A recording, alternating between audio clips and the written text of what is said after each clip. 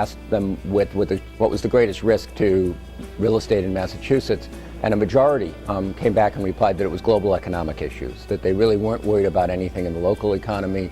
They weren't worried about as much about the domestic political situation. The second most was continued gridlock being the second biggest worry. The end of gridlock, almost no one was concerned about. Actually, more people were concerned about Bobby Valentine continuing to manage the Red Sox. What I think the real issue is, which everyone is talking about, and that is sequestration.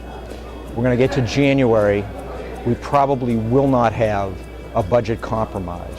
And as a result, there will be cuts that really will not be helpful to the economy or to the government.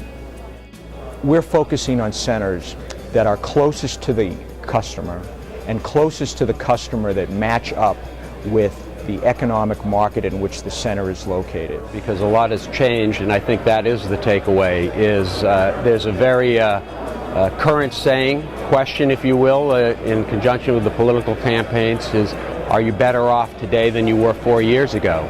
And I think some of us fail to remember that 4 years ago we felt that major corporations in the United States, including people like General Electric, were they even going to make it?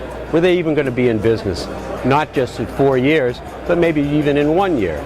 So I think there's been a lot of ground covered in the last 4 years. Markets are certainly more robust. The biggest takeaway is what investors across the globe are looking for today. They're looking for safety, they're looking for income, they're looking for control and liquidity.